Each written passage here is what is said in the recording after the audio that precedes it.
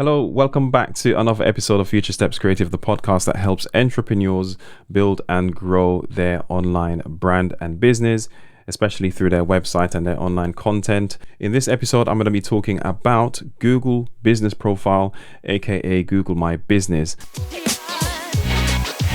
Now, I'm going to share with you 3 tips on how you can actually utilize that for your business, especially if you are looking to get more local clients, if you're a service provider and maybe you have a brick and mortar business. It's still all relevant to you.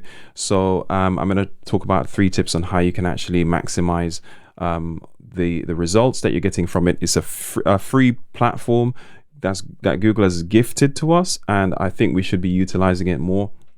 I've been looking into how to basically jump back on it and actually utilize things properly.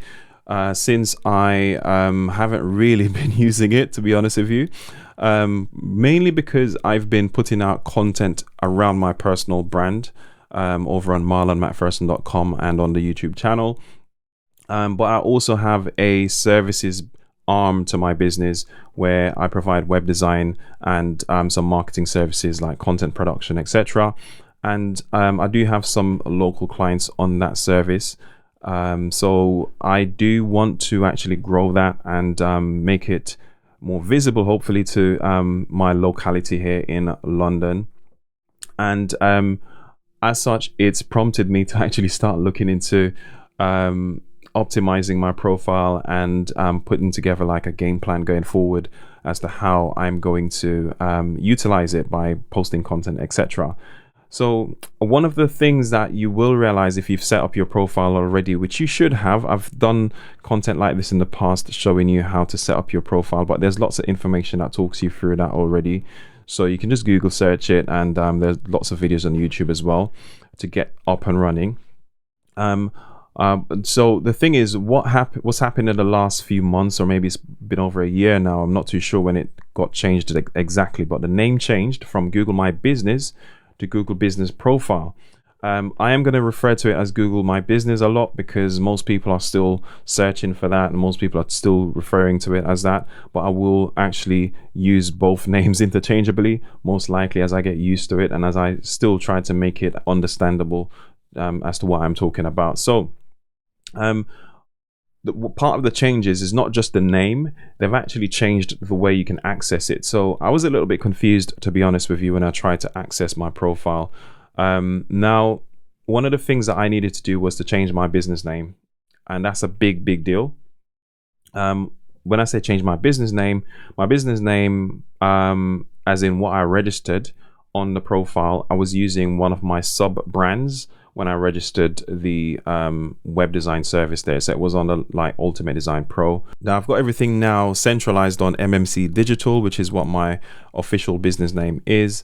And I needed to reflect that in my Google Business Profile and upload a new logo and so on and so forth, right? So one of the first things I noticed is that you can't access it on a dedicated page anymore. You have to go through Google search. So you have to go literally to google.com, type in the profile name, and it loads up the profile. And then if you're provided you're logged in with the same email or the same account that you've registered the business profile with, you then have a link on the page where you can go in and edit your profile, edit your business information, it says here.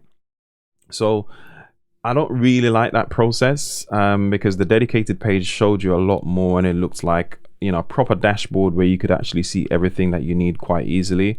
But hey, Google, in their wisdom, they have things set up in the way they have it, and for whatever their reason, they've done it this way. So we just have to work with what we've got.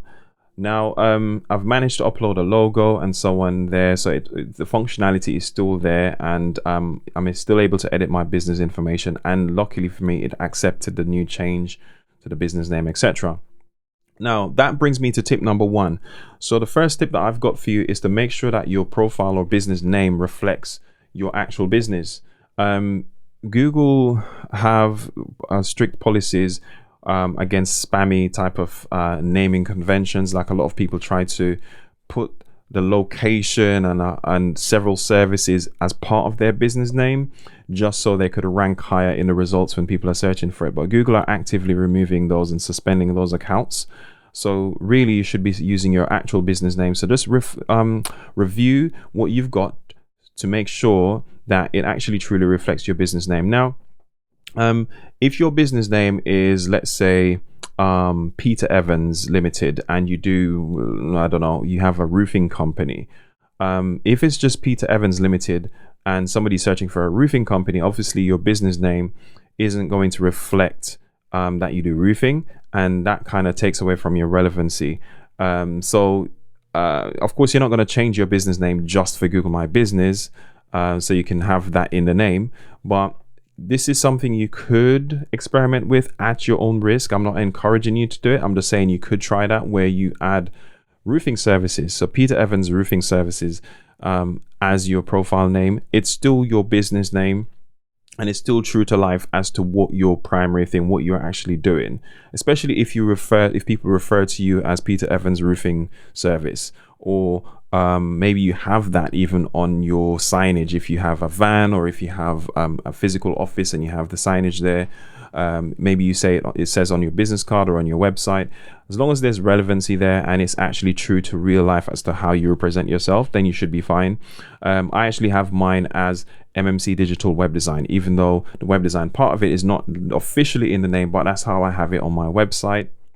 It says web design, and so on, right? So it's been accepted, and I think it helps you to show up higher, because basically it's the number one ranking factor. It's the number one thing Google look at, is the business name and whether it's relevant to the type of business. Now, it needs to be relevant to the category of business that you are, clearly.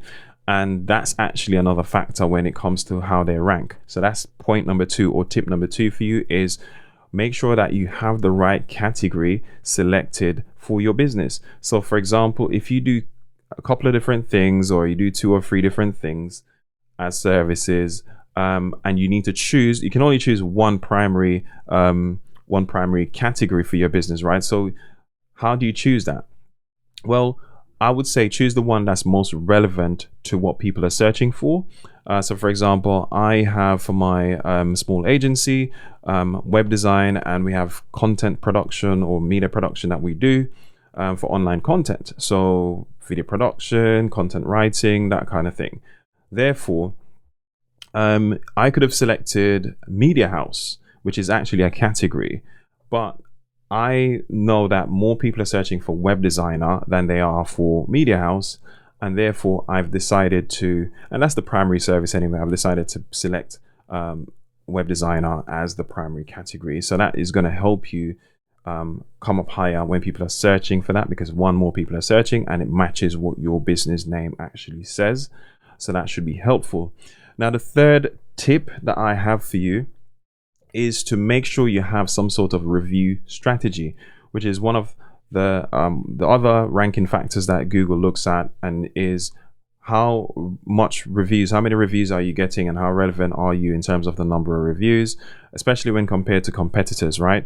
So you want to make sure you're constantly asking for reviews. That's the best way, is to just ask. So as soon as you complete a service, when people are happy and they are grateful for you for delivering that service to them, just simply say, it helps us out if you leave us a Google review, and you send them the link.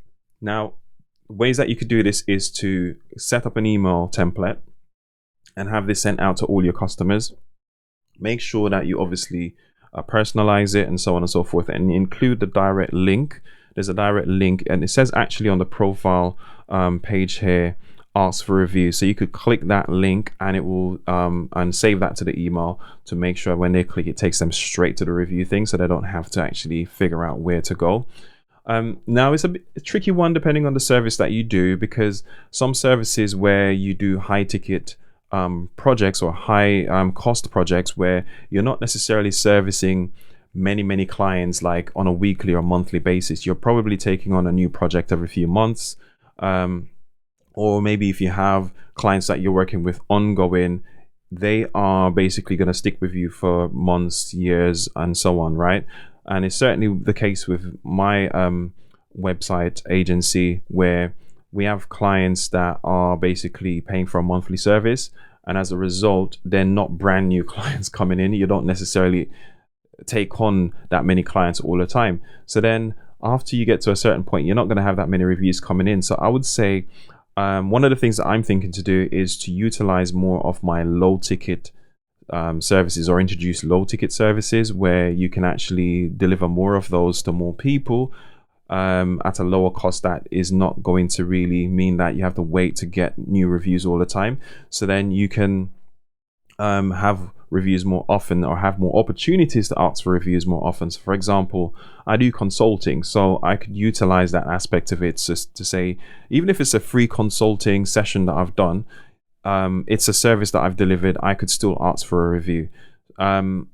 Things like doing audits and stuff like that, all of these are lower ticket things that might cost $100 or $200 versus costing thousands of dollars or pounds, right?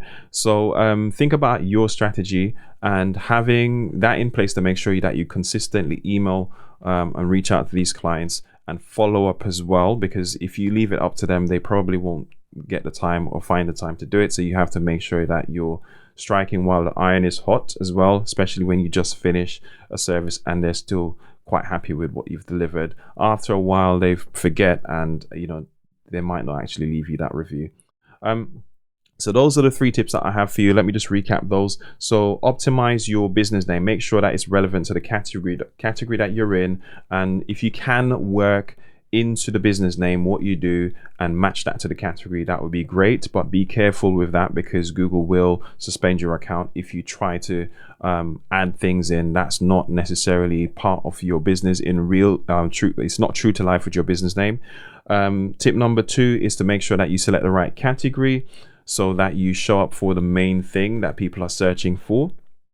And tip number 3 is to make sure that you ask for reviews and have a review strategy in place so you can consistently get reviews. And hopefully that should get you on the road to being successful with generating new business, generating leads through your Google business profile, obviously by getting local people to find you and find what you do and reaching out to you. Now, if you need any help with this, or if you need to kind of like put together a strategy, do reach out, because I do have some ways that I can help you with that. So you can head over to mmcdigitalworks.com. That is my agency. Or you can head over to my personal website, marlonmcpherson.com, and drop me a contact form message there, and I'll be able to give you an answer if you've just got a question, or if you'd like to look further into how I can help you. Just reach out to me there. I will be looking into this more, especially as I'm trying to utilize my profile myself, and I'll share any further tips or any further strategies that I have around that as I figure out how this new updated version of Google My Business, which is now Google Business Profile, works. And one major thing I forgot to mention, the app is gone as well. I don't know if they're going to reintroduce a mobile app, but there's no mobile app anymore. So as far as I know anyway, so as far as managing everything is going to be on your computer. I think you might be able to do it from your phone, just not using an app. So yeah, thanks for listening. Thanks for watching. And if you like this, go ahead and share it with somebody who might find it useful as well. And subscribe if you're watching on YouTube, or if you're listening to the podcast, go ahead and subscribe to my podcast episodes as well. Take it easy, and I'll speak to you in the next one.